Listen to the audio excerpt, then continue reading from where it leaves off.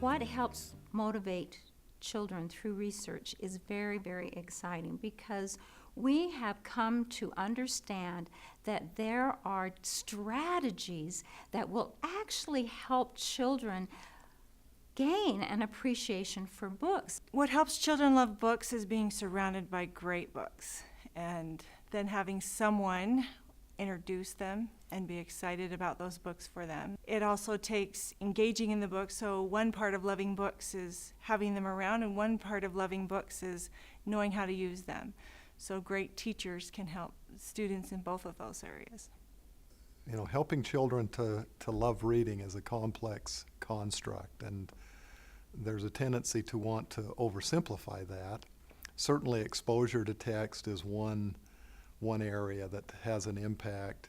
Interaction around text is very important to nurture interest and motivation in reading. We also know that students' level of proficiency helps them access text, providing materials that are at a level students can interact with. That level goes up with listening comprehension, so if we're reading aloud to kids, that can help them get access to information.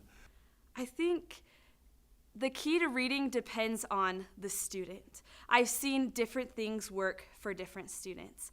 I think one of the biggest things is finding a book that they enjoy and that they love. And whether it's handpicked by the teacher or handpicked by them, I think that makes a big difference. I've learned so much about what motivates students to want to read. It comes from so many different places in your life. It could be at home, a culture of reading, or even being encouraged by your teachers, because for some kids, it's the influence that their teachers have on them. And watching the teachers in the classrooms, that's one thing that I've noticed. Their excitement actually made the kids more excited, even for the lower level readers. One of the most important things is to have lots of books for kids. I know that Richard Allington, in his book, What Really Matters to Struggling Readers, talks about we need to be okay with kids reading things that might be a little beneath their level and doing lots of that types of reading. Few adults read things that are hard beyond what they would normally, unless they're interested in that subject. And so we need to be okay with students reading things that, you know, might be on a 6th or 7th, 8th grade level, even if they're in the 9th or 10th grade.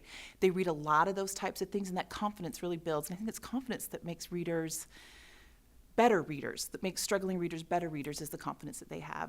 Schools can work with parents to help their children love reading by providing the parents with materials to read with and to their children.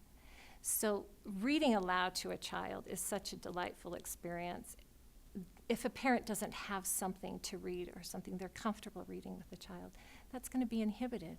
But if schools can provide those materials through their library, through other reading programs, making sure that those materials are going home to the parents, that's a great way to give those parents a chance to have that experience with their children. What motivates students, from my observations, is finding something that they enjoy so much that they see past the fact that maybe they've learned to not like to read. And sometimes I feel like, this is just me, but I feel like sometimes students have a negative attitude toward reading, and so I put something out in front of them that is appealing to them that has to go through the reading to get to that, and after a while most of them find out they really do enjoy it.